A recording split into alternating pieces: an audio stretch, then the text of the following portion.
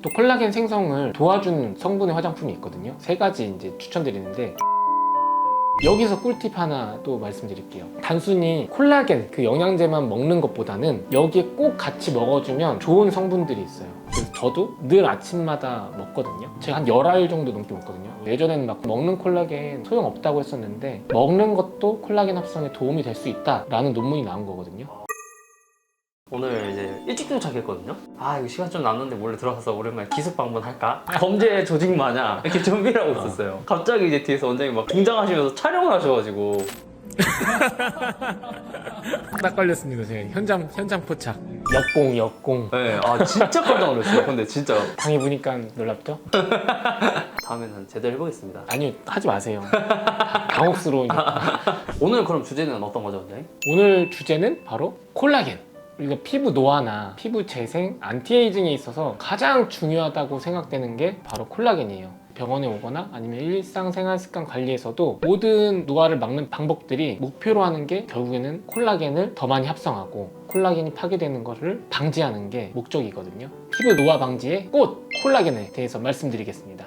원장님, 저 근데 되게 신기했던 게 외국에서 요즘 콜라겐이 엄청 많이 주목받고 있다 하더라고요. 콜라겐이 주목받은 지는 사실 되게 오래됐죠. 요즘 저희 나라도 많이 각광받는 게 이제 먹는 콜라겐 한참 붐이었고, 지금은 바르는 거나 아니면 주입하는 콜라겐 이런 것들이 대세긴 하죠. 그래서 K뷰티 이런 거 굉장히 인기 많잖아요. 네. 관리를 안 하다가 이거 신문물을 써봤는데 확실히 달라지는 걸 느끼니까 그게 아마 인기가 있지 않을까 싶어요. K뷰티의 맛을 이제 보고 있는 그렇죠. 거구나. 매운맛을 보이는 거죠. 콜라겐 모르시는 분은 거의 없죠. 근데 콜라겐 어원 혹시 들어보셨어요? 모르겠어요. 이게 그리스어에서 유래된 건데 콜라와 겐의 합성어예요. 콜라는 그 먹는 콜라가 아니라 그거 얘기하려고 했죠. 네네.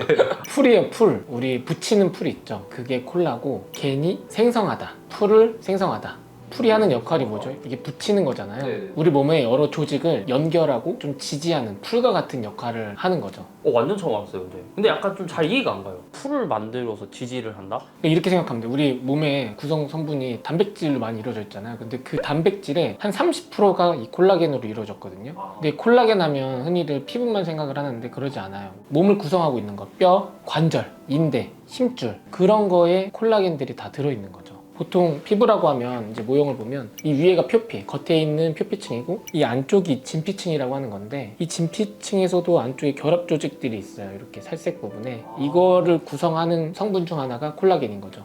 특히나 이 진피에 있는 단백질 중에서도 70% 정도가 콜라겐이에요. 그러니까 진피를 구성하는데 굉장히 많은 콜라겐이 필요하다라고 생각하시면 되죠. 그럼 콜라겐이 없으면 저 진피층이 좀 약해진다고 해야 되나? 탄력이 없어지는 거죠. 그 피부에 있는 콜라겐이 주로 하는 역할은 단단하게 지지해주는 역할을 하거든요. 새로운 매트리스 같은 거 샀을 때 안에 스프링 같은 거 있잖아요. 네. 눌렀을 때 단단했을 때는 탄력이 있고 금방 회복이 되죠. 네. 근데 막 5년, 10년 오래 쓰고 나면 이 탄탄한 정도도 부족하고 다시 회복되는 정도도 많이 감소하죠. 그런 것처럼 콜라겐도 많을 때는 피부 탄력을 유지해주다가 나이가 들면서 콜라겐이 없어지면 얼굴에 탄력도 없어지고 푸석해지고 잔주름도 생기고 이렇게 노화 과정을 겪게 되는 거죠. 그래서 이런 콜라겐을 합성을 해주고 없어지는 것을 예방하면 피부 노화를 많이 예방할 수 있다라는 겁니다. 콜라겐이 굉장히 중요한 역할을 하네요, 원장님. 몸뿐만 아니라 피부에서도 중요한 역할을 하죠. 그래서 오늘 이 콜라겐에 대해서 콜라겐이 어떤 건지, 콜라겐이 감소하는 걸 어떻게 예방하는지, 그리고 콜라겐을 어떻게 합성하는 데 도움될 수 있는지에 대해서 알려드리도록 하겠습니다.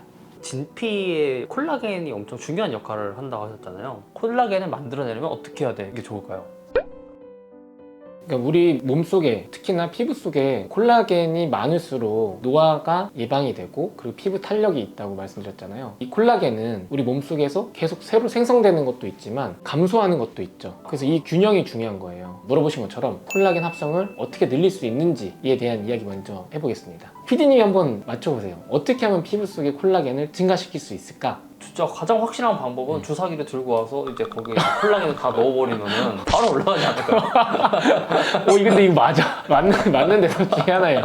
첫 번째, 직접 주입한다. 자, 그 다음에 우리 집에서 할 수 있는 방법 먼저. 사실 뭐 대중적으로 아는 방법은 돼지 껍데기나 족발 이런 걸 먹으면 피부 좋다. 먹는 걸로 채운다거나. 첫 번째 먹는 거, 네. 그리고 당연히 이제 두 번째 화장품 이런 거 아닐까요? 바르는 거. 바르는 거. 맞아요. 이 두 가지 네. 맞습니다. 지금 말씀드릴 거는 집에서 할 수 있는 거, 먹는 것과 바르는 거. 첫 번째로 좀 바르는 거에 대해서 말씀드리면 요즘 화장품 안에 가장 들어가 있는 성분 중에 인기 있는 것들 히알루론산, 콜라겐, 뭐 시카 성분 이런 것들이 가장 인기 있고 많이 함유되어 있거든요. 그 중에 콜라겐. 바르는 콜라겐 과연 효과가 있을까요? 있으니까 그렇게 많이 쓰지 않을까요, 원장님? 발라보면 확실히 좀 촉촉하고 탱탱한 느낌이 많이 들 수 있거든요. 근데 실제로 이게 피부 안쪽까지 흡수될 수 있느냐에 대한 부분은 큰 도움은 되지 않는다 입니다. 제 생각으로는. 이전에 우리가 히알루론산 화장품 편에서 말씀드렸던 거 있죠. 피부 겉에서 발랐을 때 피부의 진짜 피부인 진피층까지 가려면 어려운 얘기지만 이 분자량이 500달톤 이하가 돼야 진피층까지 갈 수 있거든요. 쉽게 얘기하면 우리 요리할 때 망 있잖아요. 거름망. 거기에 단단한 밀가루 덩어리를 넣으면 통과가 안 되겠죠. 근데 이거를 통과시키려면 어떻게 해야 되죠? 가루로 얇게 부셔서 통과시키면 이 체의 밀가루는 걸러져서 통과하게 되겠죠. 이렇게 일반적인 콜라겐은 분자량이 굉장히 크기 때문에 피부 진피까지 흡수가 안 돼요. 그러면 나 콜라겐 화장품 썼는데 효과가 있어. 이건 뭐야? 라고 물어보실 수 있을 거예요. 네네네. 이것도 히알루론산이랑 거의 원리는 비슷해요. 콜라겐의 기능 중 하나가 물을 흡수한다 그랬죠. 그 각질층, 겉에 있는 층에서 물을 흡수하기 때문에 피부는 좀 촉촉하고 탱글탱글하게 느껴지는 거예요. 근데 이렇게 잘 흡수가 되지 않는 콜라겐 화장품을 좀 개발하고 연구해서 만들어낸 게 있어. 이거 큰 덩어리라면 이거를 잘게 부셔서 작은 단위 펩타이드로 만들어서 피부에 어느 정도 흡수할 수 있게 만든 화장품들이 많이 나왔죠. 근데 이게 흡수돼서 들어간다고 무조건 우리 몸에, 우리 피부에 있는 콜라겐을 만들어내는 게 아니라 콜라겐을 만들어내는 재료로 쓰이거나 그 세포 간의 신호 전달을 통해서 콜라겐 합성을 유도할 수 있는 거예요. 그래서 결론적으로 말씀드리면 콜라겐 화장품을 쓰는 건 간접적으로 도움이 될 수 있으나 직접적으로 피부의 콜라겐을 증가시키는데 어느 정도 한계는 있다라는 게 제 생각입니다. 원장님께서는 바르는 콜라겐 화장품 같은 거 쓰고 계세요? 써야지 근데. 아, 항상 최선을 다합니다. 그래도 제가 말씀드렸잖아요. 효과 없습니다가 아니라 적을 수 있다. 이 말씀하시는 것 같은데 바르는 거 필요 없다. 다 이렇게. 해요. 저 비타민 C, 비타민 A, 콜라겐 다 하긴 하죠. 그거 하고 말씀하신 대로 막 주입하고 있는. 역시 좋은 건 다 하고 계시네. 맞아요. 근데 이런 콜라겐이 들어가 있는 화장품 외에 또 콜라겐 생성을 도와주는 성분의 화장품이 있거든요. 세 가지 이제 추천드리는데 비타민 A 유도체, 보통 레티노이드 계열, 그러니까 레티놀, 레티날이나 아니면 레티노엑시드 이런 성분이 들어있는 것과 그리고 나이아신아마이드, 비타민 B3죠. 미백도 도움이 되고 콜라겐 합성에도 도움이 되고 그리고 펩타이드, 화장품 속에 있는 펩타이드 성분은 이 콜라겐 합성의 신호를 전달하는 데 도움이 되기 때문에 화장품 안에 이런 성분들이 있으면 콜라겐 합성에 도움을 줄 수 있습니다. 자, 이제 두 번째, 콜라겐 합성을 우리 일상생활에서 증가시킬 수 있는 방법. 아까 PD님이 말씀하신 것처럼 먹는 거. 콜라겐이 많은 음식을 먹는 게 도움이 될까요? 저는 된다고 생각합니다. 도움이 될 수는 있는데 얼마나 효과적이냐의 차이가 있을 수는 있죠. 이제 대표적으로 먹는 것들이 이런 도가니탕, 돼지 껍데기 이런 것들이나 아니면 많이 먹는 게 영양제죠. 영양제. 네, 이런 것들을 많이 섭취하는데 실제적으로 콜라겐 성분들을 먹으면 위장관에서 분해가 돼요. 그게 이제 소장을 따라서 흡수가 되는 건데 긴 체인이라고 하면 아주 잘게 분해가 되는 거거든요. 좀 이해가 어려울 것 같아서 사진으로 설명드리면 이게 콜라겐 하나의 다발이거든요. 거꾸로 가면은 분해되는 과정이라고 생각하시면 되고 반대로 여기서 콜라겐까지 만들어지는 합성 과정이라고 생각하면 되는데 이런 하나하나의 아미노산들, 재료가 모여서 체인을 만들고 그 체인이 가닥을 만들고 세 개의 가닥이 모여서 하나의 콜라겐을 만드는 거거든요. 근데 우리가 콜라겐을 먹으면 이게 분해가 돼서 거꾸로 가는 거야. 이게 아미노산까지 분해가 되고 근데 이런 아미노산 같은 거는 콜라겐을 만드는 재료가 되겠죠. 그래서 이거를 실험한 게 있었어요. 예전에는 막 먹는 콜라겐 소용없다고 했었는데 여기다가 어떻게 실험을 했냐면 방사성 동위원소라고 해서 쉽게 생각하면은 여기다 딱지를 붙여놓은 거예요. 그런 다음에 먹었어. 그런 다음에 이게 몸속에서 다 분해된 다음에 나중에 그 딱지들이 어디 붙어 있는지 확인을 한 거예요. 그랬을 때 막 연골로도 가 있고 뼈로도 가 있고 힘줄이나 피부까지 가 있는 걸 확인을 하고 먹는 것도 콜라겐 합성에 도움이 될 수 있다라는 논문이 나온 거거든요. 근데 이거예요. 우리가 100개를 먹었는데 그 중에 하나만 갔어. 근데 과연 이게 효율적이냐라는 얘기는 좀 생각해 볼 만한 거죠. 어떻게 보면은 돼지 껍데기나 이런 콜라겐이 많이 들어있는 음식들은 그만큼 그 안에 있는 콜라겐 성분은 더 적잖아요. 그러니까 똑같은 일을 만들기 위해서는 더 많은 양을 먹어야 되는 거죠. 음식으로 먹으려면. 근데 그런 거를 줄여놓은 게 먹는 콜라겐, 영양제인 거죠. 같은 일을 만들기 위해서는 조금만 먹어도 되고 그 안에 콜라겐을 만들기 위한 재료들이 더 응축되어 있다고 생각을 하시면 돼요. 근데 이것도 뭐 한두 번 먹어서 그냥 콜라겐이 뿅 생긴다 보다는 어떻게 보면 축적 효과라고 생각을 하시면 돼요. 꾸준하게 먹어서 이 재료를 쌓아 놓으면 그때 콜라겐을 만드는 과정 속에 재료로 쓰이거나 시그널, 신호가 될 수 있는 거죠. 그래서 저도 늘 아침마다 먹거든요. 이전에 피부에 도움되는 영양제 편 참고하시면 제가 먹는 거 말씀드렸는데 제가 한 10알 정도 넘게 먹거든요. 그래서 저도 아침마다 이렇게 많은 걸 챙겨 먹는데 여기서 꿀팁 하나 또 말씀드릴게요. 단순히 콜라겐 그 영양제만 먹는 것보다는 여기에 꼭 같이 먹어주면 좋은 성분들이 있어요. 첫 번째가 비타민 C. 비타민 C는 제가 아까 말씀드렸잖아요. 이런 재료들을 구비해 놓고 콜라겐을 합성을 하게 신호를 줘야 된다고. 그런 합성에 중요한 역할을 해요. 그리고 비타민 E. 비타민 E는 비타민 C와 같이 강력한 항산화제로 유명한 비타민이죠. 이 항산화 성분은 콜라겐을 분해하는 걸 억제하는 효과도 있어요. 그래서 비타민 E 반드시 챙겨 먹으시면 좋고, 그리고 아연이나 구리도 이런 콜라겐 합성에 중요한 미네랄이기 때문에 같이 드시면 좋아요. 원장님, 근데 아까 그 나이가 들수록 이 콜라겐이 감소된다 이렇게 말씀해 주셨잖아요. 그러면은 콜라겐 파괴를 막는 방법 같은 것도 있을까요?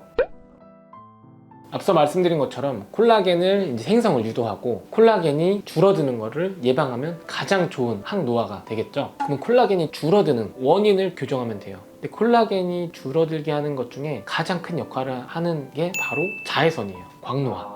근데 이 선크림 중요한 부분이 있어요. 바르는 양과 바르는 주기예요. 자세한 건 제가 선크림 영상 올린 거 참고하시면 되는데, 제가 강조하는 건 쭉 짜서 손가락 2마디만큼은 발라야 충분한 양이 되고, 이걸 한 번에 바르기 어려워요. 그래서 제가 추천드리는 방법은 레이어링을 해주는 거예요. 덧바르게 되면 부족한 부분도 채워지게 되고, 그리고 두 겹으로 발리기 때문에 자외선 차단에 더 효과적입니다. 그리고 두 번째는 이 바르는 주기인데, 내가 실내에서만 생활을 해 자외선 노출이 많지 않아 하신 분들은 한 번 정도 바르시면 돼요. SPF나 PA 수치가 너무 높지 않은 걸 사용하셔도 되지만, 나는 야외에 있고 늘 자외선에 노출돼 있어 하시는 분은 적어도 3시간마다는 자외선 차단제를 덧바르시는 게 좋습니다. 근데 여기서 또 꿀팁, 그럼 콜라겐이 파괴되는 걸 줄이는 게 자외선 차단제면 되냐?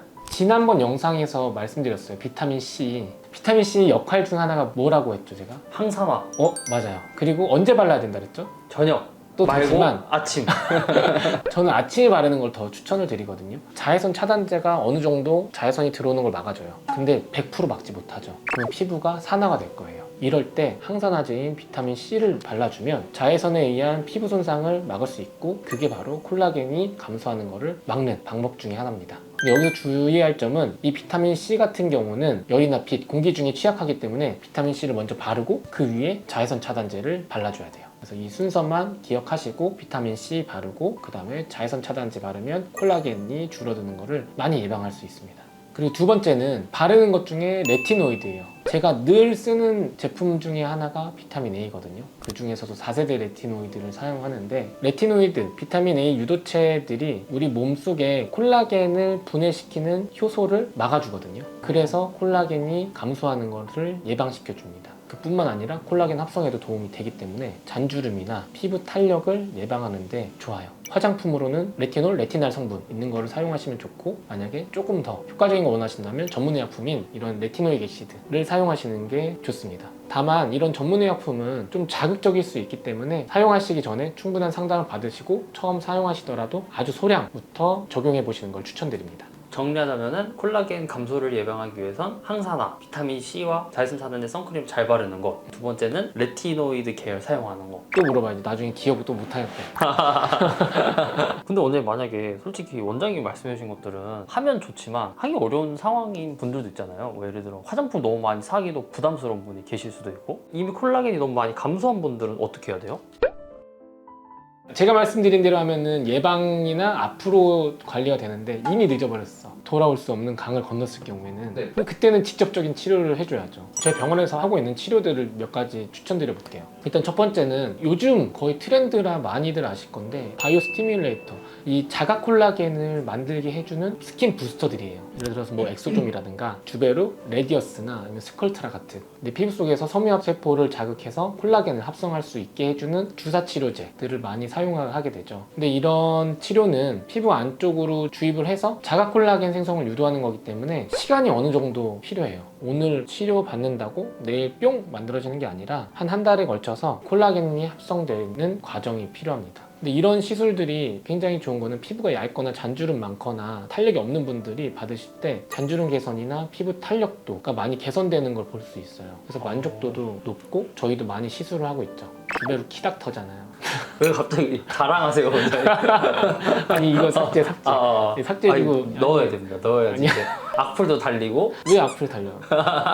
또 홍보하네, 광고하네. 그러면 삭제해주세요. 아, 예. 이제 두 번째는 PD님이 그렇게 말했던 직접 주입하는 거. 이게 예전에는 돼지 이런 데서 콜라겐을 추출해서 주입하다 보니까 면역 반응들이 생겼었거든요. 최근에는 이런 정제 기술도 많이 발달해서 면역 반응을 아주 줄인 순수 콜라겐을 많이 이용하고 있어요. 이 콜라겐도 피부 속으로 주입하면 바로 콜라겐이 어느 정도 유지되는 것도 있지만 안쪽에서 분해돼서 그런 콜라겐 합성되는 원료로 쓰이거나 아니면 콜라겐 합성의 신호 전달, 시그널링을 하는 역할로 쓰이죠. 근데 얘의 장점은 좀 초기에 효과가 나타날 수 있다. 한두 번 정도 치료하게 되면 피부 탄력도가 짧은 시간에 느낄 수 있는 거죠. 앞서 말씀드린 내 콜라겐, 자가 콜라겐 부스터 같은 경우에는 한두 달 정도 시간이 필요하다고 말씀드렸잖아요. 그래서 같이 혼합하면 좋겠죠. 초반에는 주입된 콜라겐으로 인해서 탄력이 생기고 시간이 지났을 때는 내 콜라겐 부스터들이 역할을 해서 또 탄력을 증가시키고 서로 시너지가 되는 시술이에요. 그리고 세 번째는 많이 쓰이는 게 고주파나 아니면 초음파 리프팅, 울세라, 슈링크, 써마지, 올리지오 등등등 이런 리프팅들이 피부 안쪽으로 열 자극을 주고 그걸로 인해서 콜라겐 리모델링도 되고 콜라겐 합성을 유도하기 때문에 리프팅 효과뿐만 아니라 콜라겐 합성을 도모해서 피부 탄력까지도 증가시킬 수 있죠.